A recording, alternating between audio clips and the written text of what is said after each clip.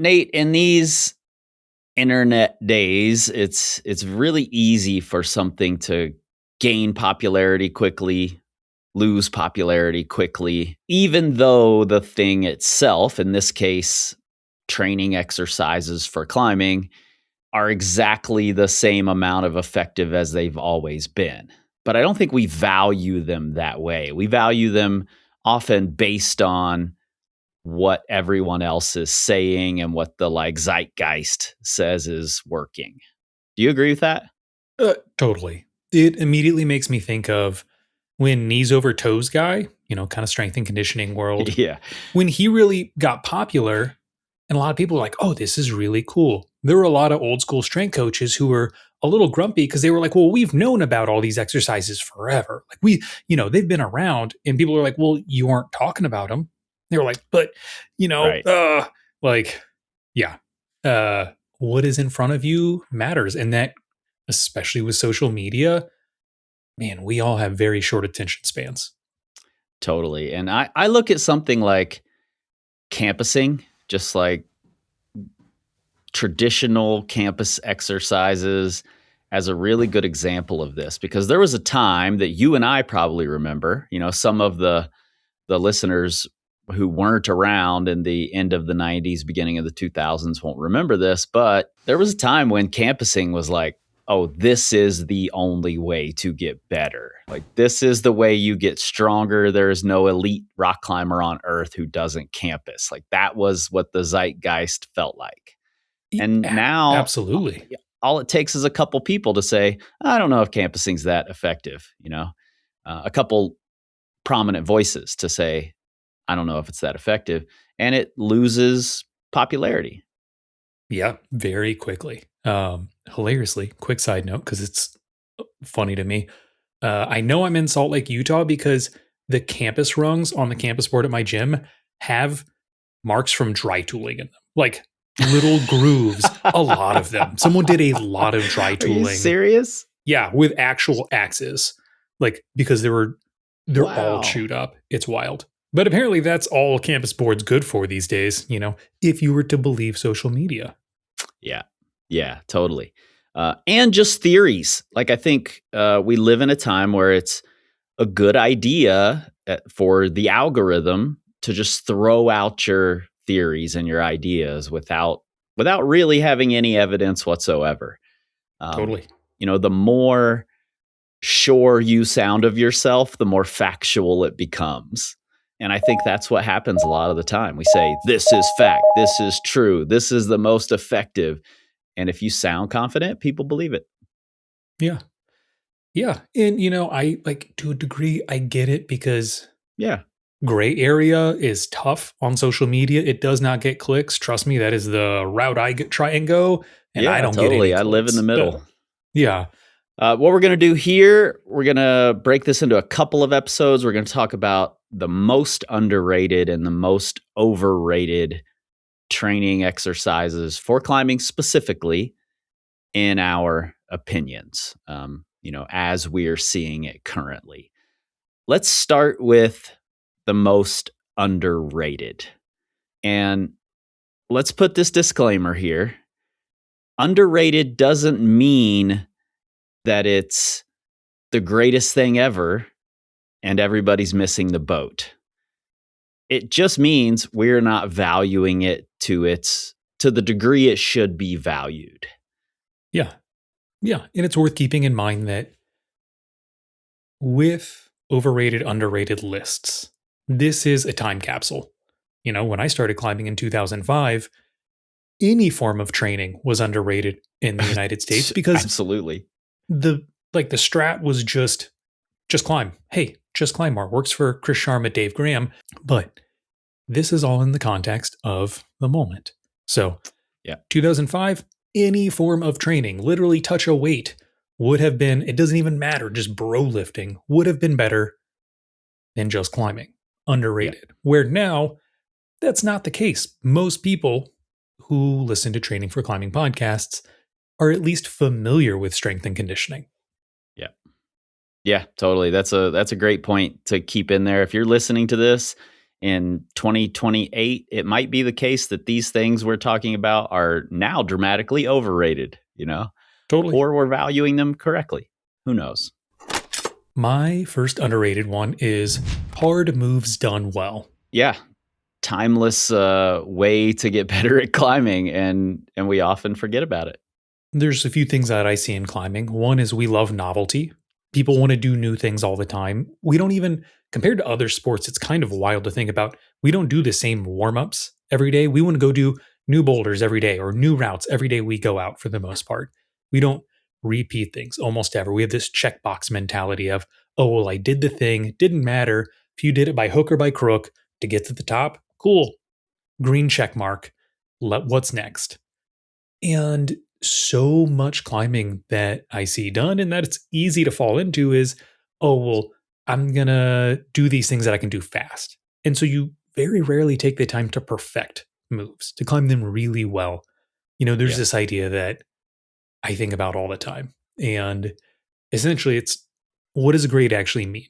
For me, it was there's a time when I had this just concept that I would think about of what actually is V8 because if I try and project V8 at that time, maybe it would take me a handful of tries or whatever.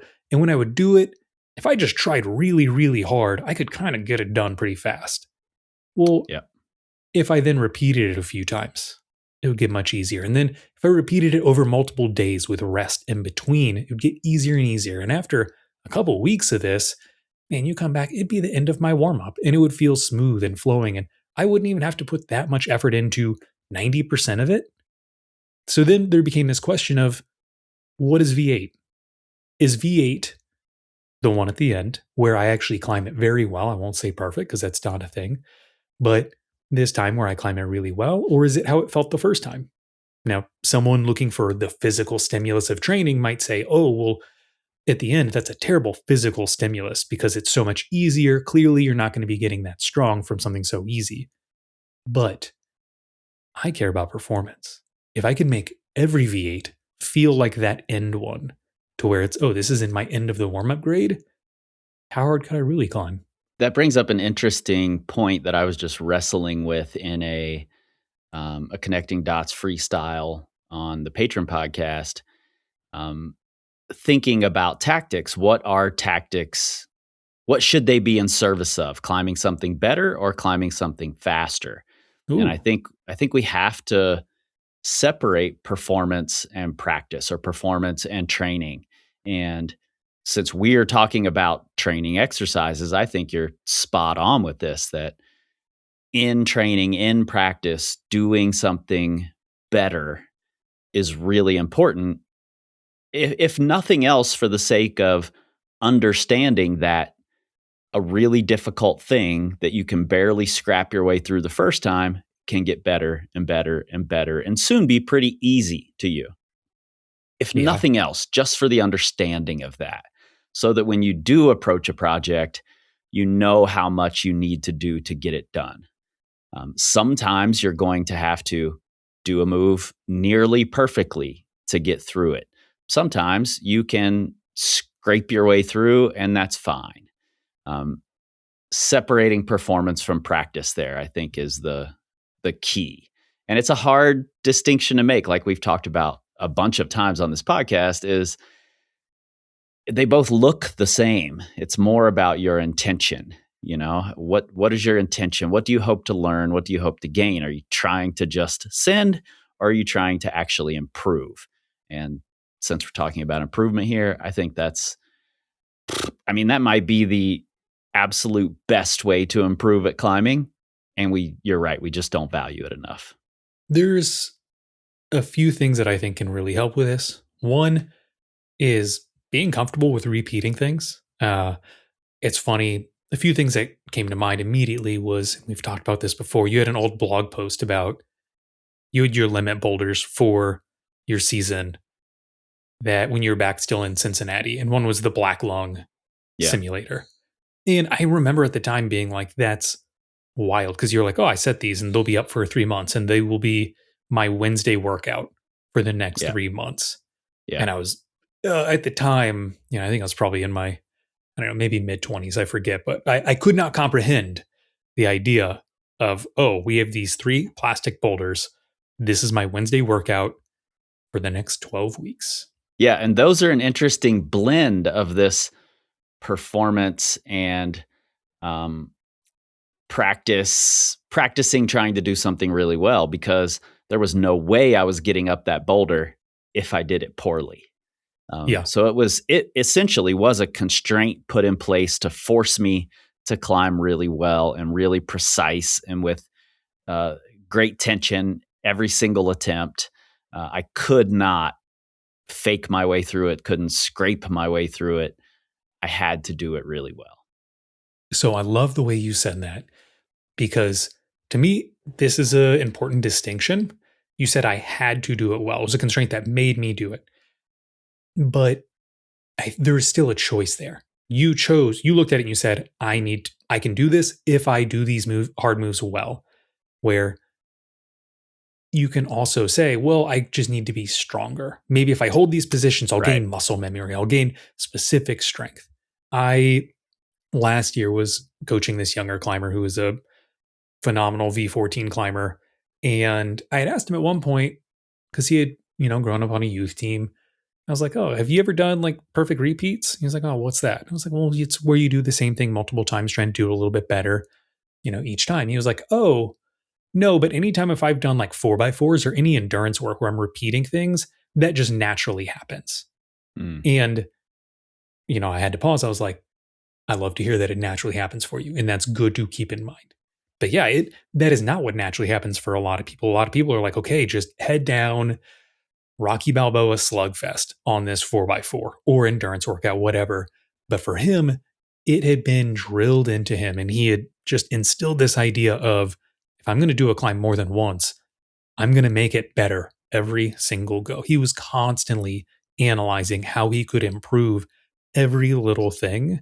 Like the idea of doing hard moves well was it was like breathing air to him. And there's a reason why, he was only whatever 19 and a V14 climber. Yeah.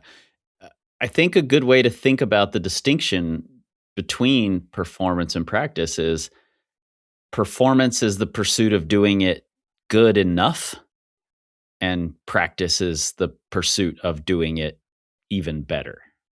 Yeah. Yeah, I like that. Couple ideas I have, and if you have any more, please share. I do think things like perfect repeats are great, where you do the same moderately challenging climb, flash level, maybe a grade below, multiple times in a row, and just trying every time you come down, say, what can I do better? And there's always something. I mean, I've literally had problems where for the entire time it's up, like that it's set in a gym for 3 months, every time at the end of my warm up, I'll go and do it at least once or twice and always ask, how can I do this better? And you know what? Even after 3 months, I will still have something. I think there's also value in saying, how can I do it better? And you try a thing and maybe it's not better. Maybe you Yes. change your Yeah. rhythm on it because you think, oh, that could work better, and it doesn't. There's value in realizing, okay, that didn't work on this style of move. Yeah. Another one is just, frankly, be aware of it. I do Yeah. think projecting is really useful. And I would say projecting routes can be great because you want to do every move well if you're going to perform well. But if you're not aware of it, man, I see people who are 20 goes in deep into a project and they're still sloppy on the entire, whatever, 5'11, 5'12 intro. And they It's like, don't know hey, they are. That's no, no. that's the issue. Like, I'm glad you broke up analyze and awareness, because I think they're different things fundamentally. You can analyze and you can do it via video. You can talk to somebody who is standing there. You can make guesses once you're standing on the ground. But if you're aware and you've built that awareness over time, I think this is one of the most important skills a climber can have. It speeds up the performance. It speeds up the training. It speeds up the practice. It speeds up everything if you're more aware of what's happening while it's happening. Doesn't mean you're putting lots of like cognitive load toward it. It just means when a thing happens, you're aware and you're feeling it and you're taking stock of it. And then once you're on the ground, you're remembering, oh, I felt this, this happened, this happened. Definitely a mobility issue. Like I'm having to stick my butt way out to get my foot on. That makes this right hand much worse. That's a different skill, I think, than analysis. And I think it's the more important of the two. Wow. I just keep drifting up because of this mobility, I think. Because it should always be the first step. Agreed. It's going to happen. I'm just going to have to compensate with strength in that moment. I think analysis is great. It's a very cerebral thing. But like you said, without awareness, it doesn't matter how well you can analyze. And okay. All right. I see this all the time. I do a bunch of in-person coaching, and I'll talk, dog, this happens every day. I talk to someone and, they'll fail on a move. They'll come down and I'll be like, okay, what happened? They'll be like, well, I was drop kneeing and I don't think it put enough pressure through whatever, the outside of my toe. And I could have pressed through this other foot more and blah, blah, blah. Right. And then I'll let them fully talk and I'll say, you weren't drop kneeing. You were completely square. Your other foot wasn't even on the wall. But in their mind, because before they left the ground, they were like, I'm going to drop knee. But for whatever reason, they didn't. And because they don't have that built-in awareness yet, whatever happens on the wall, that's, between the holds and God. Like they're only in body. Yeah. Having awareness is so huge. And I would also even argue there are great climbers who have great awareness. And maybe when it comes to the assessment, they don't have all the words you might want to be able to explain, but they have the feeling. Like they know what they need to do to make a change. Yeah. And the way they explain it may be, air quote, wrong or whatever, but it's the tools they need. And because their awareness is so tapped in, they can make the change they need when on the wall. Yeah, absolutely. My first one here is going to be foot on campusing. And I know not every campus board has foot rungs. If a campus board at your gym does not have foot rungs, you should talk to your gym about it. Because I think this is a dramatically underrated, undervalued modality. And I think you can do a lot with it. Yeah. All the way from aerobic endurance to explosive power. I don't know that any one of them is more underrated than the other, because I just think this as a modality in itself is dramatically underrated. There's so much to it. Yeah, I couldn't agree more. I think this is one of those things that's completely slept on. Steve McClure's talked about it, about how, because he's an incredible on-siter, also climbed 15B in his 50s. And that's his setup that he has at home, is a little campus board with foot rungs. And he talked about how he would do so many endurance workouts on that. And I had a summer before arguably my best sport climbing season to date, where essentially the only training I did was because the gym I was trying to climb at, it was in Lander. And Elemental had very funny hours of when the gym was open or closed. And I got annoyed by trying to line up. So I was like, okay. And they had a campus board with foot rungs in the corner of their weightlifting gym. And I was like, I'm just going to base my training around that. Like I know how to rock climb. So I'm just going to do this. And that was what my entire training was centered around. Went out and had a phenomenal sport climbing season.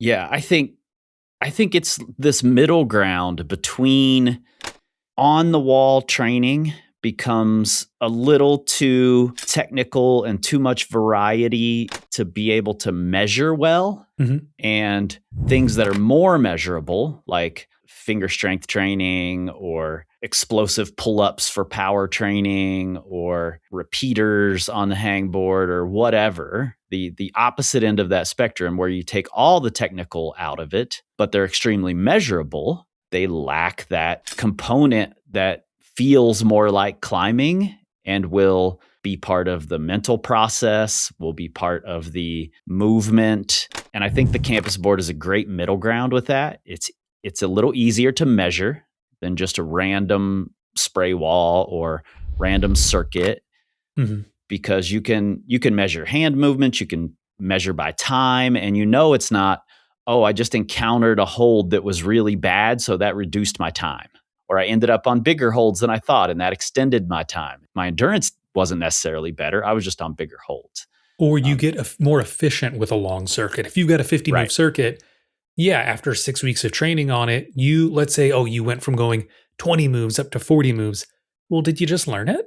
right. You I found mean, all the efficiencies. You're finding all the little drop knees where you were square the first couple of days or whatever. You yeah, know, you're moving faster, whatever it is. Where with this, I agree. It's this nice middle ground of it is still movement, it is still climbing movement, and but it isn't so technical that the technical aspect isn't going to make or break the workout. Like you're not going to get such good technique at this that, oh no, it's not that efficient anymore. I need to change it. And you're not, once you get tired, being a little sloppy, if we're talking about endurance work, not power work, getting a little sloppy isn't going to really change things because it's such a simple exercise. It's not like right. you're going to, oh no, not spot where your feet are. Yeah. Yeah, totally. And it's so easy to for a lot of campus boards anyway. For a well-built campus board, or well-designed campus board, you can change the intensity really easily. Whereas if you have a circuit, it might be tough to change the intensity of it in a small way. You might make too big of a change. The change might not be big enough because you're limited by how you can change it. But with the campus board, I can go from the large rungs to the medium rungs to the small rungs. My campus board has different size foot rungs all the way across it. So I could use the better foot rungs or the worse foot rungs if I want more, weight on my arms and less on my feet. And you can very easily go from this is really explosive and it's a two move explosive limit boulder, essentially, to this is a 60 move aerobic endurance workout, or at least that's the direction it's trending. And then it includes if it's on the endurance side, I'm having to fight with myself to hang on, which is an important part of the whole thing. I'm finding that my movement changes as I get more pumped. And is that a good thing or a bad thing? And you're having to make some decisions. If it's more on the power side, you're still working the timing, the chain of events that happens to be more explosive. You're getting the technique of being powerful down. Whereas with something like an explosive pull up, there's nothing happening with your lower body at all. But we know that's an important part of being an explosive climber. So for me, it just checks so many more boxes than the super measurable things, and it's more measurable, um, easier to adapt to your situation than just having a random wall available. And the other thing that's nice is because campus boards aren't that popular now, they tend to be empty. Yeah, totally. That's a that's really important actually, because people complain all the time that they can't get their circuit done because there are too many people on the wall, or they're taking up too much of the wall, or they didn't set anything that works well for a single powerful move. You know, the holds are either too far away or too close together or too good or too bad. It's easy to get that stuff on the campus board. Yeah. Yeah. Or do you have any just personal favorite exercises? And I know this isn't, broad prescriptions, but just any things Yeah. that you have liked more than others? Yeah, and I probably should make a video about this as well. That would be definitely be the better way to do this, but I will explain a couple that I really like and that I've used regularly for quite a while now. Number one is just a two move explosive sequence. You do it leading with your left hand and then leading with your right hand. And it would be something like start on rung one, go to rung three with one hand, having your feet already set up in a position so you can explode out of there. And then once you hit rung 3, and so your hands are a little separated, you're not just matched on a rung, then you explode out of that position and try to catch a high rung. And you can go from big holds to make it more powerful to smaller holds to make it more about contact strength. You can keep your foot on, which means you're going to have a really high foot that you're exploding out of, or you can jump out of that position. So I think you have some interesting options there that, depending on what you're good or bad at or what situation you're trying to train for, you can tailor to. And I find that one's really important for people who don't quite understand the timing of the explosive move and the latching a hold, or can't quite commit to latching a hold when their foot comes off. This is just an easier way, a more graded way, more measurable way to learn that, as opposed to finding a random boulder that you can do on the gym's wall. Yeah. Yeah. I like that one a lot. And the other one that I've used quite a bit, and I use this a lot during my, let's try to finish up my 105-13s, is more of a power endurance type version of this, where I'm doing a powerful sequence that'll be like start on rung 1, go to 2 with my left hand, and then explode all the way to 5 with my right hand.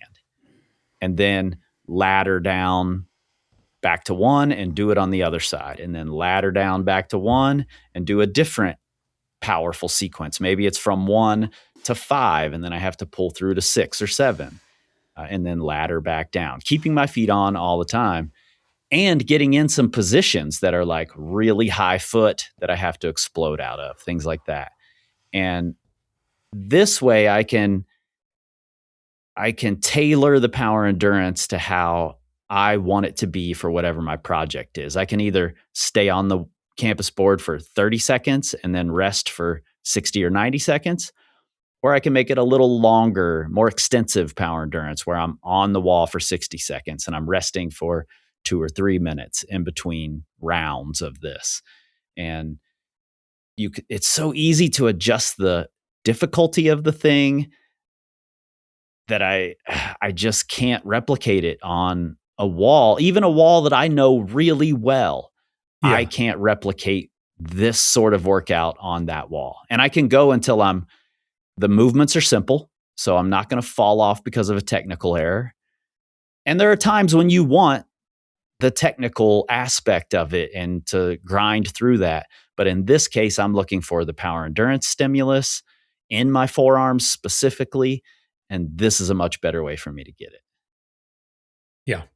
No, I think that's great. Being able to tailor it to your project, I think, can be super useful, and just tailor it to your needs. I mean, I've always loved the campus punks, which is essentially, you can do it normal or reversed, but normal would be, okay, we're going to pre-fatigue essentially on a campus board and then immediately walk over and try and do a boulder a little bit tired.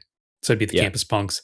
And then I loved the reverse campus punks when I wanted to do Zookeeper in the Red River Gorge, which is a hard boulder to just hang on until the top.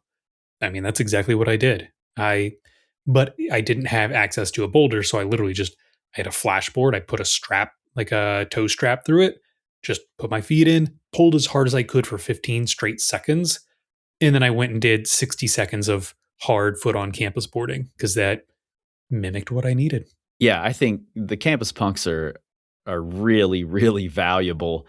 And again, it's another thing you can tailor really well. You could pre-fatigue with more aerobic endurance. You're on the campus board on big jugs for 3 minutes, and then you have to do a really technical vertical boulder. Or you do a 30-second really powerful thing on the campus board, and then you do a steep, powerful boulder that involves compression or whatever. You can tailor this however you want. And I think the addition of the campus board is just such a valuable piece of this that's dramatically underrated. Yeah. The campus board or the foot rungs? The foot rungs on the campus board. Oh, yeah. I don't even think of it. It's funny because campusing is traditionally no feet, Yeah. based on the campus center that Wolfgang developed this at. But I don't even think of a campus sport anymore without foot rungs. Like, to me, it's a necessary part. Agreed. All right. Before we move on to the next most underrated climbing training, let's take a quick break. Training for climbing is complicated.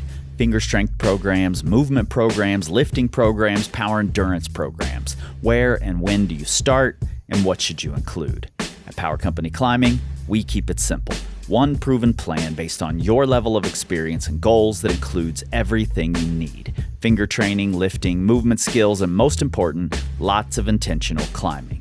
Delivered via mobile app with a customizable calendar to fit your schedule, Proven Plans are a complete system that can take you from V2 to V12 or 510 to 514. Power Company Climbing. Learn, grow, excel. All right. My number 2, underrated, is questioning your understanding of the basics. Okay. So this one is, I think, super important because climbing doesn't have this didactic system, this method of this is how we teach everyone to do everything perfectly. It's not violin or something, or chess, where you can say, hey, here's a solid method. Here's how you can understand the fundamentals. You kind of show up. It's a lot of self-taught. Whoever at the gym around you is telling you things. Also, a lot of times it's just blind leading the blind. It's your friend who climbed V2 before you did, who's telling you how to use good technique. Totally. There are so many things that we learn and just instill without even realizing they're horribly wrong. And then you keep climbing for a long time, having never really gone back and analyzed. Yeah, totally. I mean, I'm all about rethinking assumptions and trying to find better ways to explain things, and it almost is never a rule. Like, I don't think there are any rules in how we climb. It's going to be different in every scenario. So you're right. Anytime I hear someone say, "This is why you heel hook. This is why you twist," uh, I can poke a hole in that almost instantly. So I think we have to constantly, for every boulder or route or move that we're on, I think the best climbers are very quickly sort of rethinking things. They just do it all the time, so they're way better at it than you. They don't have a rule, and they're saying, maybe not cognitively going, should I crimp this? No. Should I open hand this? No. Should I twist here? No. But they're rifling through all those things metaphorically and understanding this works, this works, this works. Oh, let me try this because I'm not sure. Let me try this because I'm not sure. But they very quickly come to those decisions.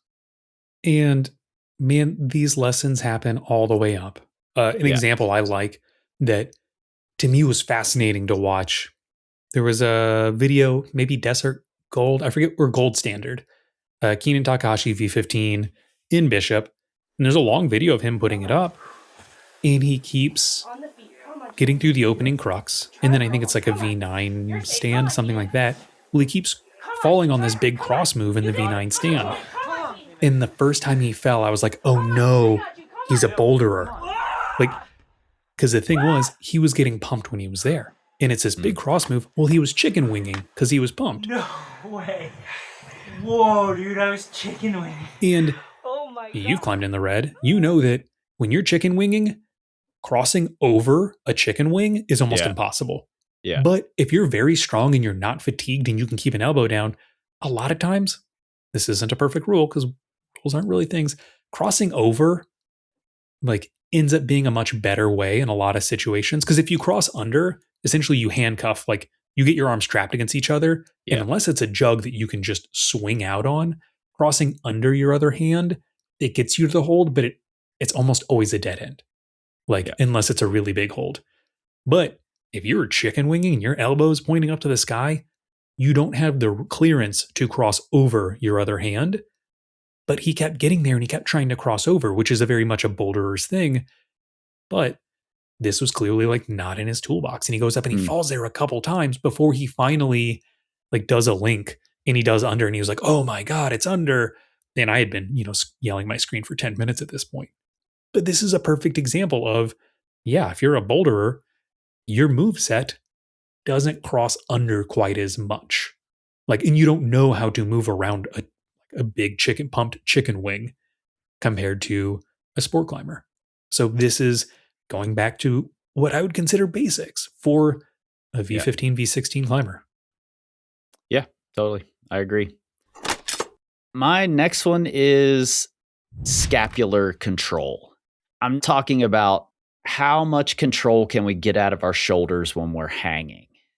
And I Yeah. think that's a thing that's gotten lost in this time of like isolating finger strength training. And I hear a lot of people saying things like, well, hangboarding is harder on my shoulders than on my fingers, so I'm going to train my fingers another way.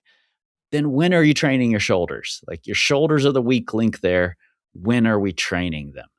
And I've seen, at least for myself, a lot of benefits from making sure that I can actively engage and control what's happening in my shoulders. I don't think there's a perfect way to train this. And I don't think the like powerlifting methods of training shoulders necessarily do this. They might aid it. But there's a skill to this as well as a strength to this that I think we're missing a lot of. And when we look at climbers like an Alex Magos, who can one arm hang an edge indefinitely, it seems. Yeah. He's also really good when he gets in really wide positions. He has a lot of control in those positions. It's not just because his fingers are strong. It's because he can control what's happening with his scapula or through his shoulder. One of the ways I see this demonstrated, beyond the like going from a full passive hang into a one arm pull up, which I think a lot of people can't do. A lot of people do a one arm pull up from an engaged shoulder and then don't find much carryover to their climbing. But if you can do it from a passive hang or from your shoulder not being super engaged, then I think you'll start to see more carryover. But the way I see this demonstrated that I think is interesting for people is, can you like hang on a bar and control which way you rotate without bending your arm? Can you just hang there and stay, okay, I'm not going to rotate. Okay, now I'm going to rotate right. Now I'm going to rotate left. And you make that happen. Then can you do it on an edge, even a big edge? And then can you do it on smaller edges? And I think that's more about how well you can control what's happening in your scapula. And I think that's going to make a huge difference on those big moves where you're spread out.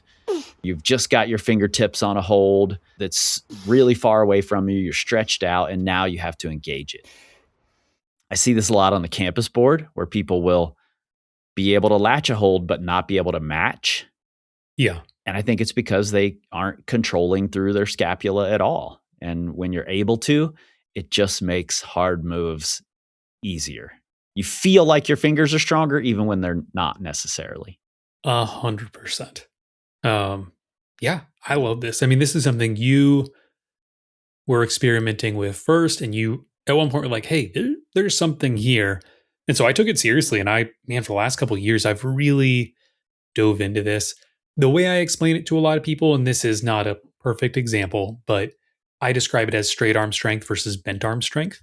Right. Because a lot of people, when they try and pull, they grab a hold and they go to pull.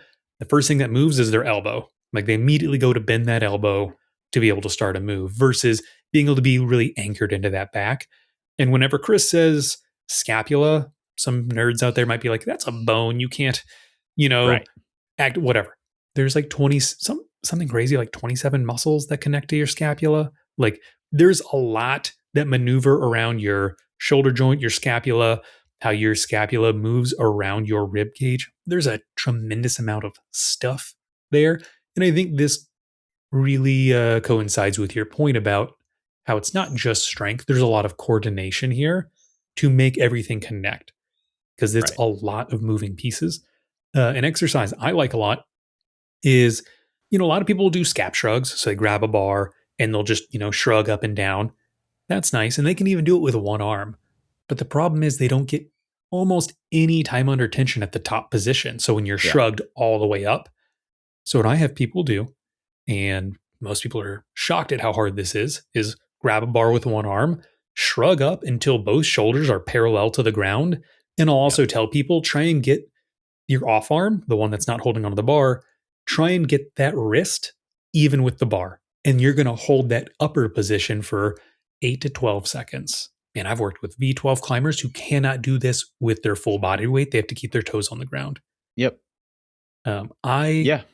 love, love this exercise. I think you're right. It makes your hands feel much stronger to develop that strength and coordination around the shoulder to be anchored down there rather than pulling from your arms.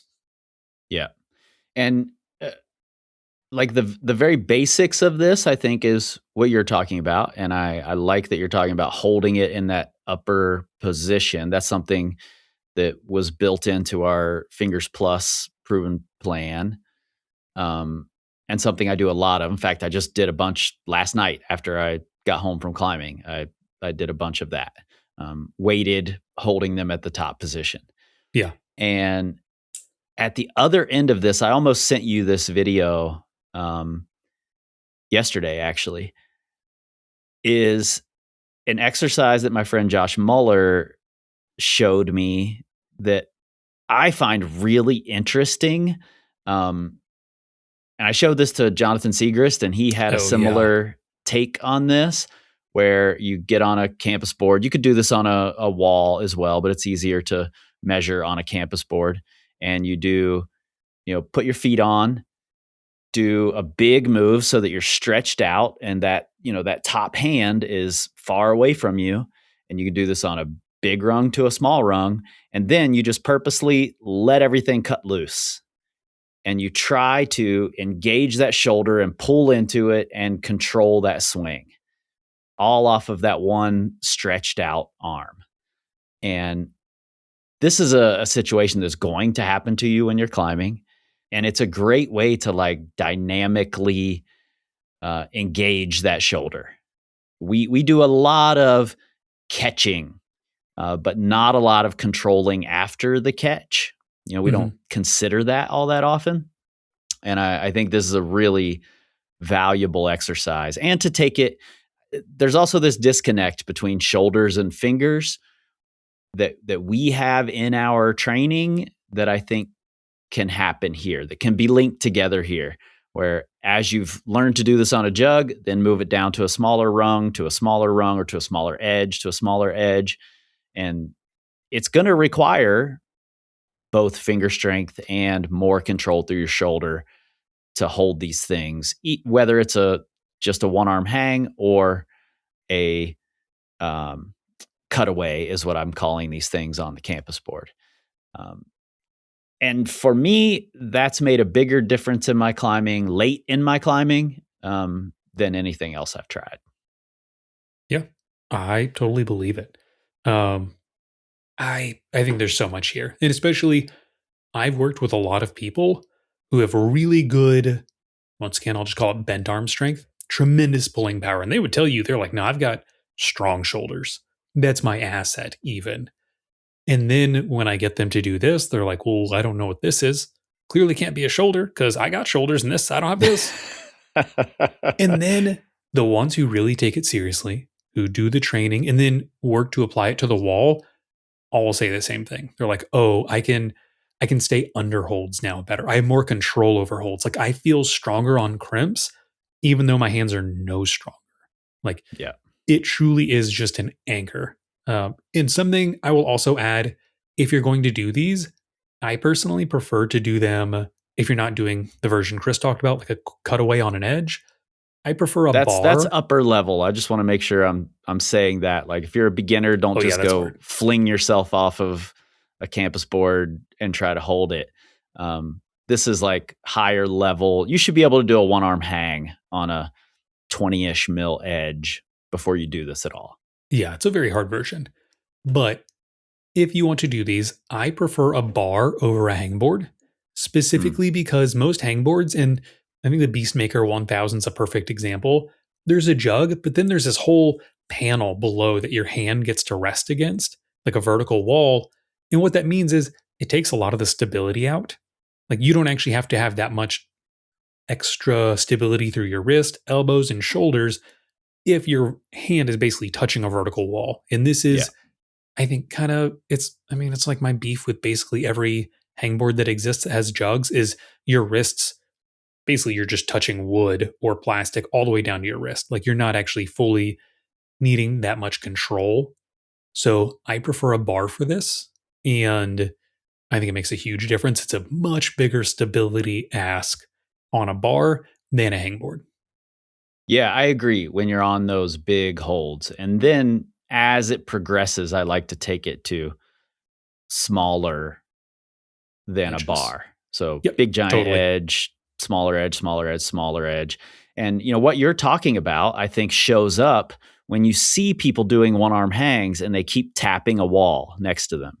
Yeah. Doesn't look like it's helping you, but if I one arm hang with one finger touching a wall next to me, I can one arm hang for twice the time, maybe longer.